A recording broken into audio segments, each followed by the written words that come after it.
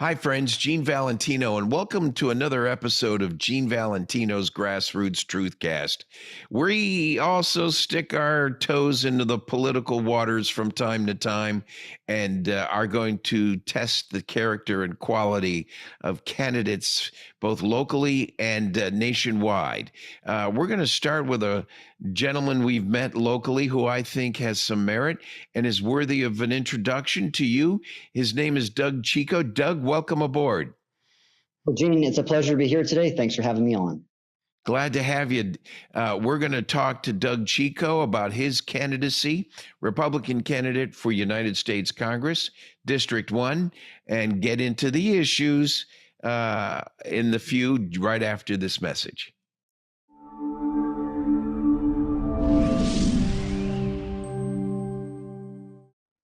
Hi, everybody. I'm Bianca Della Garza, and you have to check out Gene Valentino's GrassRoots TruthCast podcast. I was a guest. He has the best guests always. Check him out. It's finally here, our second annual mega sale. This sale only comes around once a year, so take advantage of the best offers ever while you can. For example, save 50% on our Giza Dream bed sheets, as low as $29.98. And for the first time ever on TV, MyPillow mattresses and MyPillow mattress toppers as low as $99.98. And you save 50% on our Lux Pure 6-piece towel sets. Regular $69.98, now only $39.98. And our best-selling standard MyPillows, regular $49.98, on sale for $17.98. Wait on it, mega sale, only $14.98. So go to mypillow.com or call the number on your screen. Use this promo code to take advantage of our second annual mega sale. But wait, there's more. To make the mega sale even more special, when you order right now, your order's going to ship absolutely free. Welcome back, friends, and to another episode of Gene Valentino's GrassRoots TruthCast.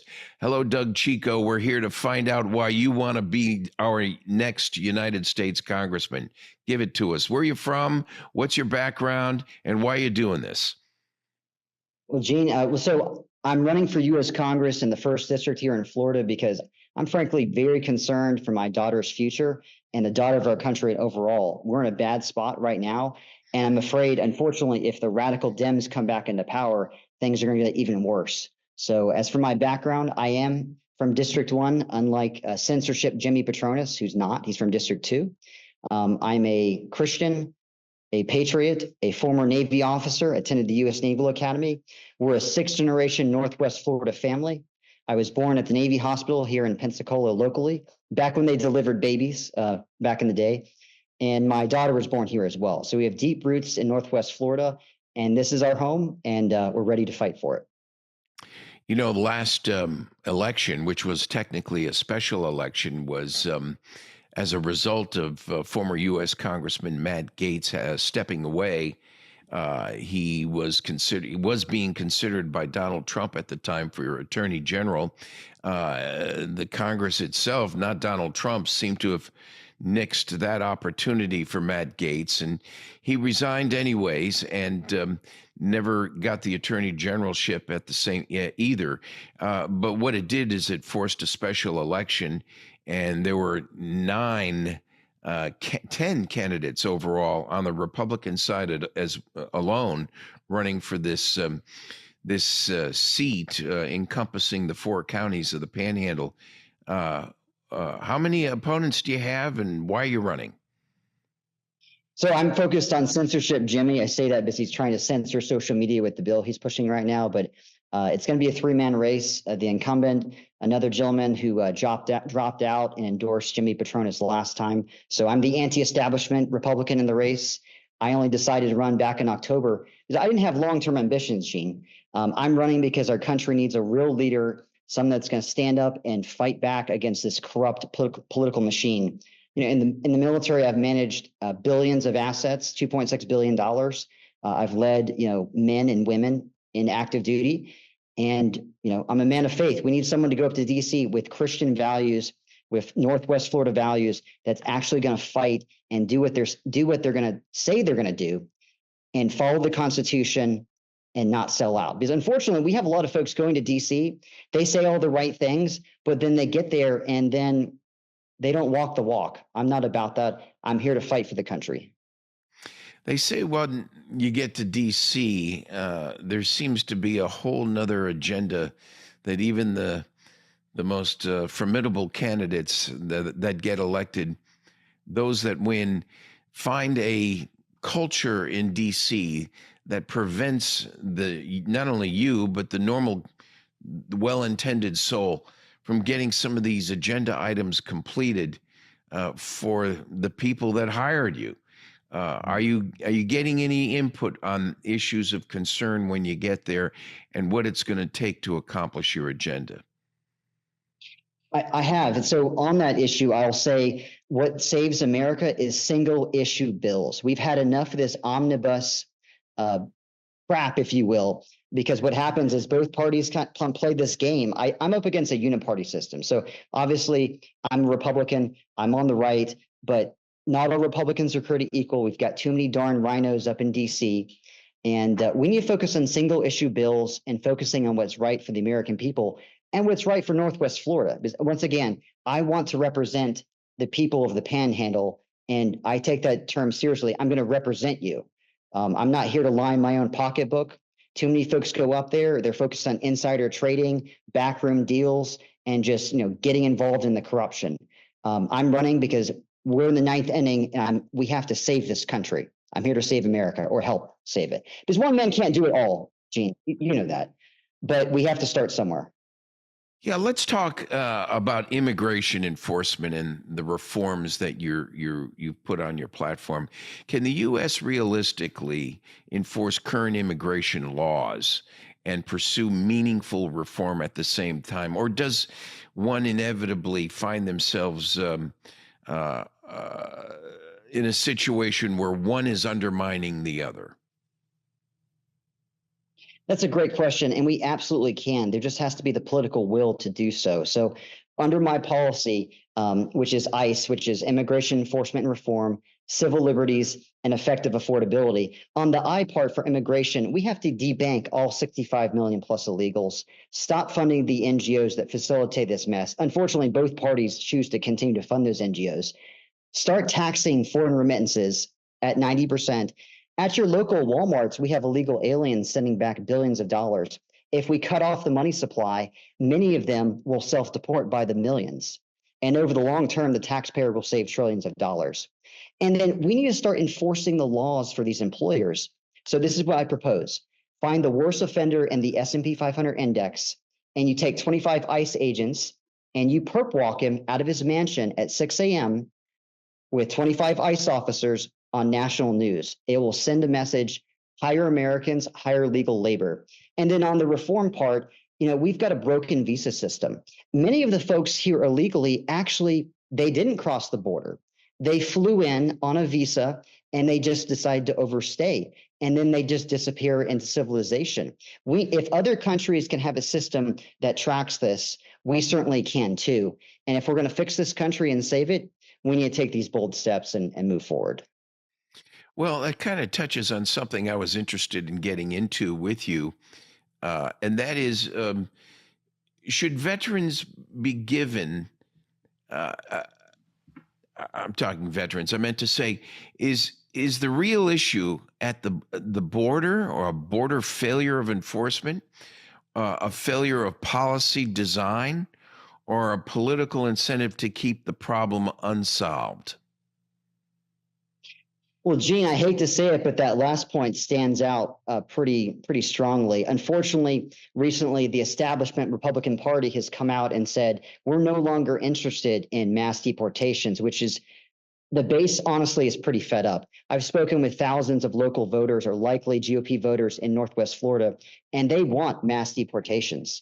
But unfortunately, I feel like the donor class has gotten a hold of the political system and has too much influence. And you know how we can address that? I know this is going to segue from immigration. We have to shorten the campaign cycle, because if politicians have to constantly raise money, there's more influence to be had from external forces. If we can shorten it to a month, 3 weeks, a couple months, that will lower the amount of capital needed to run. that will reduce the impact of special interest potentially, and we can get more candidates to run on the GOP side. Because right now, oftentimes, it's only the rich and the elite that can run for public office. Boy, that opens up an interesting comment on a few other areas. Let me pivot for a second on Veterans Affairs. Why does the United States consistently rank among the best in the military capability worldwide? We've always felt that that was true anyways. But at the same time, we seem to struggle to deliver timely, high-quality care through the VA system. Where's the breakdown, and how are you going to address this? So Eisenhower, again, as a former military officer, I support a strong national defense. I support our military. But however, these big, there's been a lot of consolidation in the defense industry.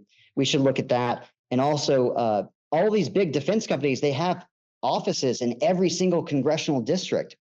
And don't think for a second that's not on purpose. So I would say that there's not an active and powerful lobby group for veterans like you have in the defense industry. So my proposal is for every veteran that's eligible for VA healthcare to expand upon the existing community care network so you can go out in town and see the doctor of your choosing. Out here at the Veterans Clinic or the VA clinic in Pensacola, you have to wait 129 days to see a podiatrist, 3 months to see a primary care doctor. That's unacceptable. Open up community care, let folks go see the doctor of their choice and get the care they deserve.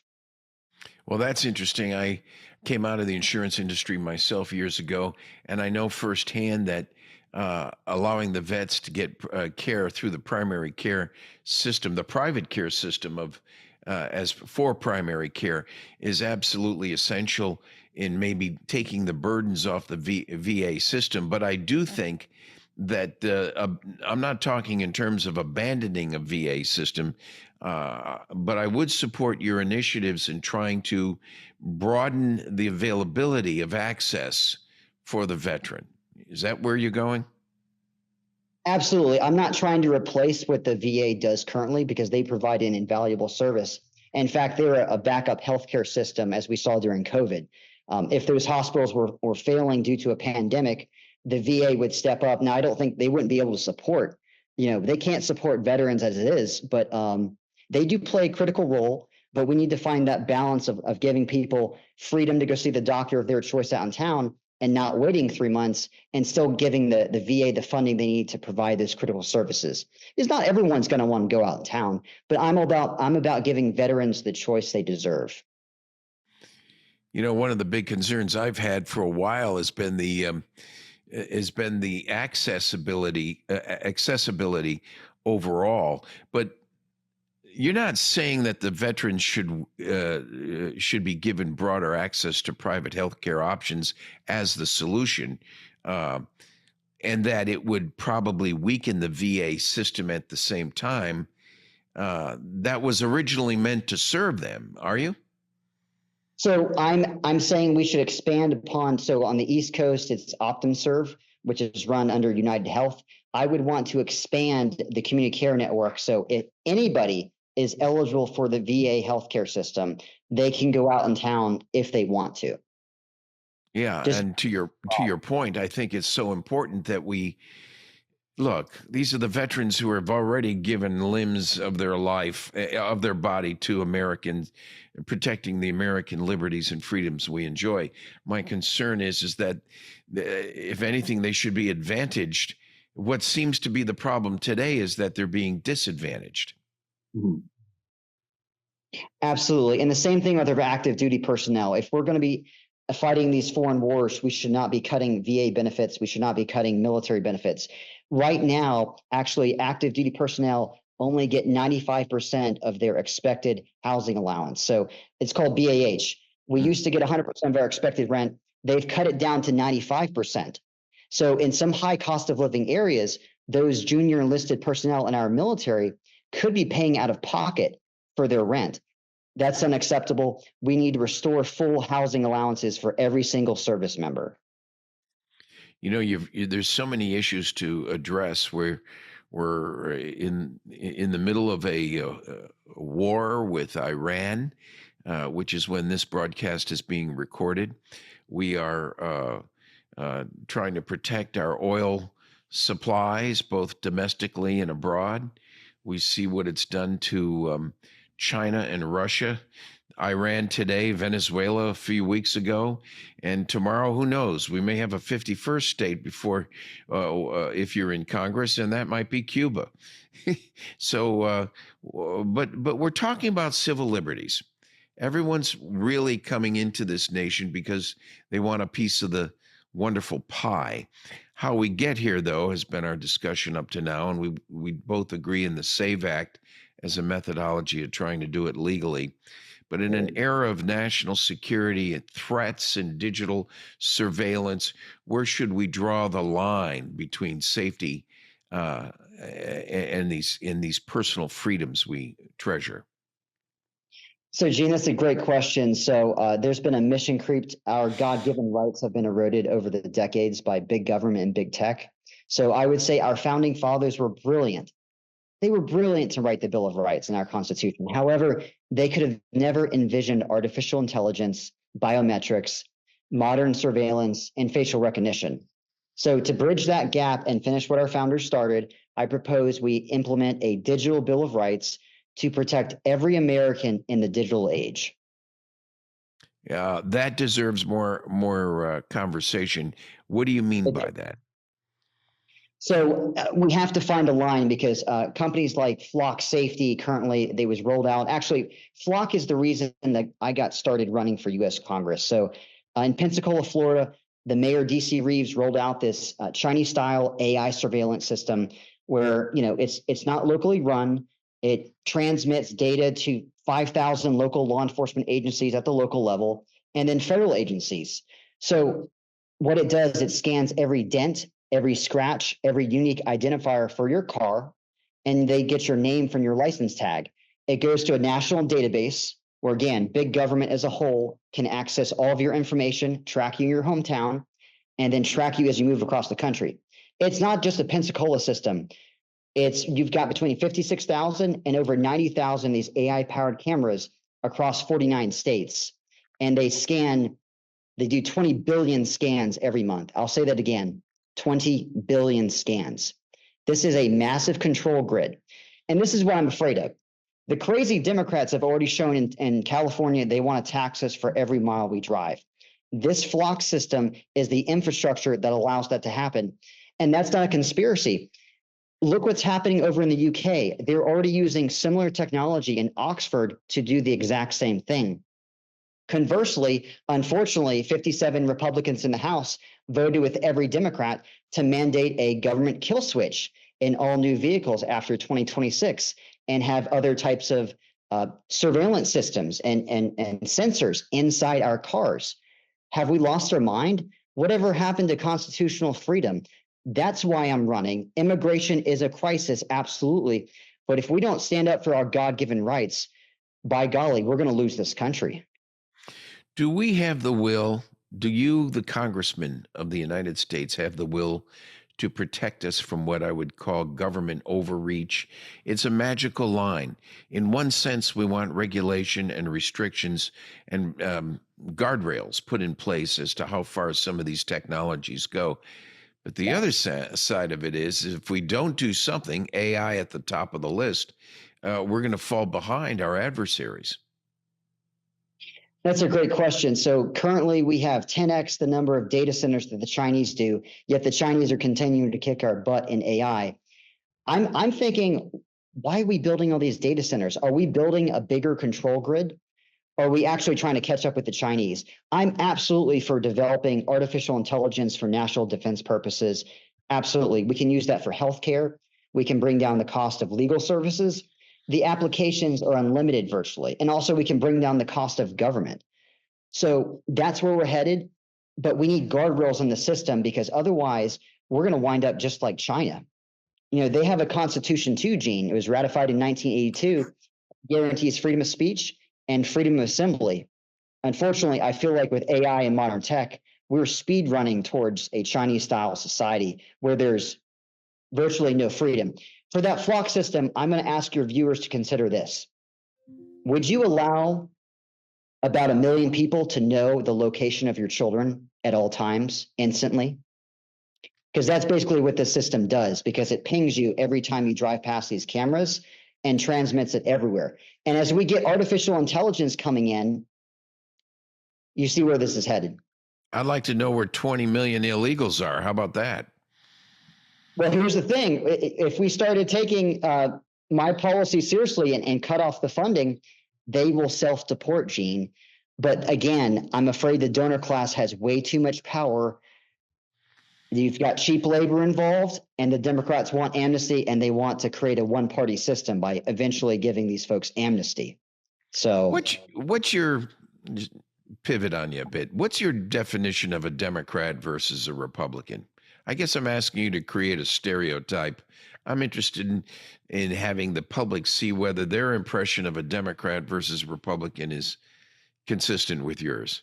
So again, I would say I'm up against more of a uniparty system because, again, on these certain issues, both parties tend to march together, unfortunately. But the Democrats have moved so far left. Go back to the 1990s, early 1990s, and look at their platform. It is almost identical to what President Trump won on in 2015 and 2016. That's how far the radical left has gone. Give you an example. President Trump asked all the Democrats and Republicans to stand if they believe that American citizens were more important than illegal immigrants. Every single Democrat remained seated. I think that tells an important story. Right now, I've had a grave concern about affordability. This affordability crisis is being talked about in Congress right now. It's more of a matter of government policy in one sense, like regulation and spending, or is this a concern of yours by market forces, which really goes beyond Washington, D.C.'s control? Which way do you believe affordability should be managed? More by incentives and disincentives that government can set policy for, or do you think government should come in and actually regulate what's affordable or not? Should Joe Biden go in and change the oil price, or should he create incentives to making oil more affordable? So inflation is caused by two factors. The U.S. Federal Reserve, we need to end the Fed, period. We didn't have sustained inflation before the creation of the U.S. Federal Reserve in 1913, and that's according to the U.S. Federal Reserve. Back in the 1800s, you would have periods of inflation, but then longer periods of deflation that would cancel that out. And it was deflation that built our middle class. So the constant expanding money supply is what is destroying our currency. So between the U.S. Congress spending over $184 trillion, it's more now because we spend more every day, since 1960, and the U.S. Federal Reserve, by facilitating this reckless deficit spending, that is what has destroyed our currency. Just go look at the price of gold since 1971, since we left the gold standard. So I have a couple innovative ideas to tackle this crisis. Because once again, if people can't feed themselves and feed their kids, they will accept whatever tyranny big tech and big government throws their way. So start tying congressional salaries to deficit spending. Let's say 3%. If you go over 3% of GDP for your deficit, maybe we take a 30% pay cut in the House and the Senate. Just an idea. We have to get spending under control. And in terms of our energy policy, I'll go into that. If you go to countries like Saudi Arabia, you actually see really cheap gas prices. And here's the thing. When we say drill, baby, drill, and I'm all for energy dominance, I really am. But we export almost all of that petroleum overseas to realize higher profits for big oil. Maybe we should have a frank conversation about keeping more of that petroleum back here, building up our refinery reserves, and actually driving prices lower at the pump. Because I'll tell you what, Gene, people are hurting at the grocery store to afford basic food for their kids. Obviously, gas prices are exploding. The cost of healthcare, college education, we should get the government out of college education and backing all these loans, because that's what's jacking up the cost of tuition. Get the government out of the way. Cut regulations for small farmers. We need to make farm to table a real thing and not just a saying. Enforce antitrust on these 4 big meat packaging companies. Let's back our small ranchers out there. Again, when my family settled in Northwest Florida in the 1800s, we were farmers and we were ranchers. So that runs in my blood. I want to support those folks, but we need to get government out of the way, cut regulation, cut taxes, and certainly cut spending to rein in this affordability crisis. There's just a few ideas that we have to take a look at. But if we don't tackle affordability, Gene, we're going to look like Latin America with a world of a country of haves and have-nots. And unfortunately, the middle class is dying already, I'm afraid. Yeah, but you can do that through incentives and disincentives in the marketplace and letting the forces of supply and demand control the entrepreneur, the businessman, the one who's really got skin in the game. He or she should be able to control those forces with parameters of their own choosing, as opposed to a government coming in and trying to regulate it or control pricing, I think is what you're saying. Is that not? Yes, I'm a free market guy, but as an American First Patriot, if it takes restricting oil exports and building up our industrial base for refining, I'm willing to have that conversation. Oh, sure. We did it. We're doing it with tariffs, which have no economic factor when government uses it. Tariffs were intended to promote a political position or posture in one direction or another with our foreign friends or foes. And we do it for a reason. We turn that spigot on and off based on what we're trying to achieve. The marketplace itself works off different dynamics on that. I think that's what you're saying. Folks, we're talking with Doug Chico, candidate for United States Congress in the Republican Party. How many others running against you again? What did you say? So it's going to be a three-man race. I'm focused on censorship Jimmy. And but the race, there's a crowded field, but it's really three serious candidates. I call him censorship Jimmy because, again, he's looking to censor social media right now. He's never passed a bill, Gene. Never. He's never even bothered to obtain a single co-sponsor up there to pass a bill. But he did have time to suppress all records of sexual harassment up in D.C. And when they pay out those claims, they're paid with taxpayer money. Talk about government corruption at its finest. Do you know about his background as a CFO under Ron DeSantis? Yes, I would say he's pretty close to the insurance industry in Florida. So people can look up that history and check out his Wikipedia. He's got a long laundry list on Wikipedia, but I won't go into that too deeply. Interesting. Folks, Doug Chico will be back for a closing comment or two right after this message. We're talking with Doug Chico, Republican candidate for United States Congress, District 1, which is the 4 counties in the panhandle of Florida. Back after this. It's finally here, our second annual mega sale. This sale only comes around once a year, so take advantage of the best offers ever while you can. For example, save 50% on our Giza Dream bed sheets, as low as $29.98. And for the first time ever on TV, My Pillow mattresses and My Pillow mattress toppers as low as $99.98. And you save 50% on our Lux Pure 6-piece towel sets. Regular $69.98, now only $39.98. And our best-selling standard My Pillows, regular $49.98, on sale for $17.98. Wait on it, mega sale, only $14.98. So go to mypillow.com or call the number on your screen. Use this promo code to take advantage of our second annual mega sale. But wait, there's more. To make the mega sale even more special, when you order right now, your order's going to ship absolutely free. And welcome back to the GrassRoots TruthCast. Gene Valentino with Doug Chico, U.S. congressional candidate, District 1, which are the 4 counties of the Panhandle, Escambia, Santa Rosa, Okaloosa, and Walton counties here in the Panhandle. Oh, by the way, the Panhandle, one of the few states in the nation which is on the Central Time Zone, which most people don't realize. You got to make sure we get everybody's votes in Florida when the Panhandle is an hour behind on the tallying of votes this coming November. Doug, welcome back, and I want to bring you into let you take the ball. First of all, your background. Let's talk about your faith, and are you pro-life or I pro-choice? am. I'm pro-life, absolutely. Abortion is murder. I took the opportunity to go up to DC to personally march in the National March for Life.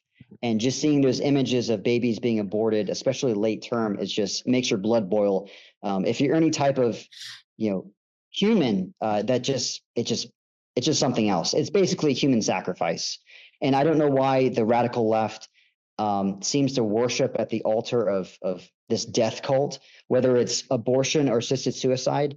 Um, it's terrible. This is all what happens when we take God out of society, God out of the culture, and God out of schools. It's replaced by this just evil, frankly. Well, you have deep family roots here in the Panhandle. Um, you're in Pensacola in particular, or Escambia County? Yes, sir. That's correct. All right, talk about your career. What are you doing? What were you doing? So I served 9 years as a Navy officer. I started out actually here locally at flight school. I had the opportunity to transfer to become a Navy Supply Corps officer. I headed up to Newport, Rhode Island for my training. Had the opportunity to actually go up there during the summertime for training, so that worked out perfectly. The weather was magnificent. No humidity, no bugs, so it was a nice break from Florida. But I came back down, reported to the USS Iwo Jima. There I was the sales officer, the wardroom officer, and the actually only commissioned food service officer for any big deck ship in the Navy. Typically, that position is reserved for an experienced warrant officer, but she broke her leg, so I stepped up to manage a couple $1 million worth of food. From that point, actually, before I left the ship, I was the lead supply officer attached to the crisis action team, responding to Hurricane Irma after it smashed Key West. So Governor Rick Scott had put out a call for all Navy ships to deliver any fresh water they had on station. It just so happens all my storerooms as a supply officer on the EWO were filled with fresh water, bottled water from the year before. So I went ahead and delivered that in. And I'll tell you, it was an honor to serve American citizens on our home soil, and especially the people of my home state. And for my last duty station, I reported to the Naval Education Training Command, where I managed $2.6 billion in military equipment spanning worldwide for every Navy training, education, and recruiting command. I reported to its two-star admiral and also was responsible for evacuating all military students from the Pensacola area if we did get hit by a hurricane. And in Florida, unfortunately, those do happen once in a while. After that, I left, and I left during the COVID madness under the Biden regime, and they were forcing the vax on everybody. And when they were about to mandate the booster, after seeing what they had done to some of my classmates from the Naval Academy, especially for folks over in the Navy Special Warfare Committee or Navy SEALs, I told my chain of command, I rocked the boat on this. I'm getting out. I'm not getting that shot. I'm not getting the booster. They didn't end up mandating it, but I put vaccine refusal on my paperwork. And I'll tell you what, Gene, if you put that on your paperwork when you're getting out of the military and you work for a two-star admiral at that level, it certainly rocks the boat. And I got some serious pushback. My editor of ward at the command was downgraded, and there was just negative repercussions for me doing that. But I didn't want today. Yeah, and now today, Doug, it seems you made the right decision. Yes. A lot of people are backing off any penalties, and Donald Trump is at the top of the list in trying to make sure that no penalties are imposed on people who chose not to take the vax. It's a shame we had such a socialistic, autocratic, dictatorial approach to the imposition of this vaccine mandate. It's caused problems in so many ways throughout the nation. And the word mandate by government in that sense is consistent with tariffs and fees and policies and regulations, which is why I'm asking you what side of the fence you're on, especially when disciplines of management and authority are so important within the military, which is where you came from. No, we shouldn't have any mandates for vaccines. It's just, especially on the military side, especially if it is not FDA approved. The way they rolled that out and forced it on everybody, not only in the military, but over in the private sector, it was just unacceptable. Again, technically, it wasn't even a vaccine. They changed the definition. it would qualify. And that was just a terrible time for our country. We can't go back to that era. On the private sector side, National Sales Director for F3 Defense, we sell less than lethal law enforcement equipment to local law enforcement. It's pepper spray systems that you can put on military grade vehicles and police cruisers. So the idea is if you get mobbed by Antifa, you can, with one touch of a button, you can do a 306-degree pepper spray disbursement to get those crazy leftists, if you will, off your vehicle. So, and I'm speaking about not as a sales director in this capacity. So. Very interesting. Okay, in the last few minutes, give me a summary of your position, why you're running again, and if you could have it perfectly your way, where would you like to see America going? Absolutely. So I'm a father that's very concerned for my daughter's future. I'm afraid she's not going to have the same freedoms and opportunities that I did when I was growing up. And I don't want to look her in the eye in 5 years, Gene, and say, sorry, honey, we lost our country. We've got 65 million plus illegal immigrants that have to go home. The Republican Party has come out and said, we're not serious about mass deportations. Stop talking about it. I'm sorry, but I'm not going to just toe the party line. I'm going to do what's best for the people of Northwest Florida and what's best for the American public. These people have to go home. My plan, my comprehensive plan gets that done. On the civil liberties front, we have to defend the Constitution. We can't let these big tech companies destroy our Bill of Rights. And that should be a bipartisan issue.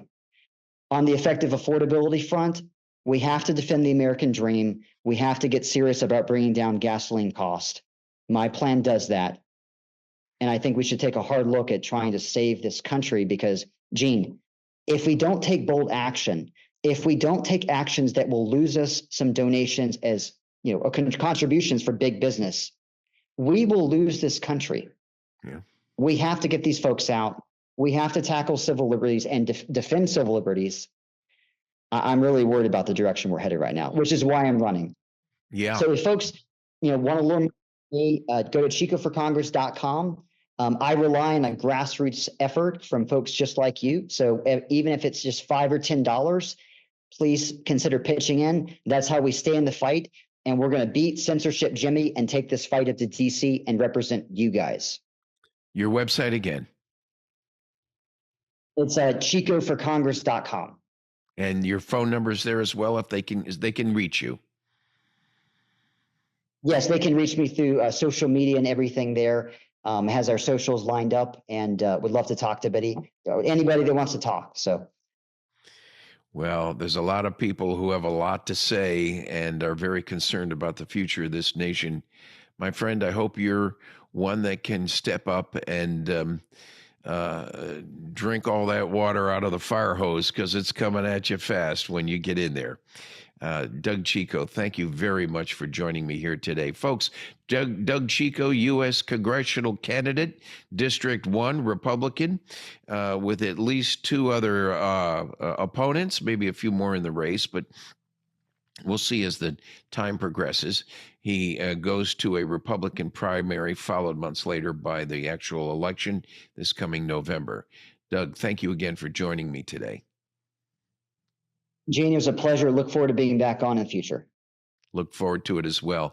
And look forward to having you back with us again, too, for another episode of Gene Valentino's GrassRoots TruthCast. Come on back. Make sure when you come to www.genevalentino.com that you subscribe there. And in doing so, we push these good episodes out to you weekly, generally weekly. Some are television broadcast from Newsmax, where I serve as a contributor, radio station networks around the country, and fine guests like we've had today, Doug Chico. So thank you again for joining me for another episode of Gene Valentino's GrassRoots TruthCast. See you soon. It's finally here, our second annual mega sale. This sale only comes around once a year, so take advantage of the best offers ever while you can. For example, save 50% on our Giza Dream bed sheets, as low as $29.98. And for the first time ever on TV, MyPillow mattresses and MyPillow mattress toppers, as low as $99.98. And you save 50% on our Lux Pure 6-piece towel sets. Regular $69.98, now only $39.98. And our best-selling standard My Pillows, regular $49.98, on sale for $17.98. Wait on it, mega sale, only $14.98. So go to mypillow.com or call the number on your screen. Use this promo code to take advantage of our second annual mega sale. But wait, there's more. To make the mega sale even more special, when you order right now, your order's going to ship absolutely free.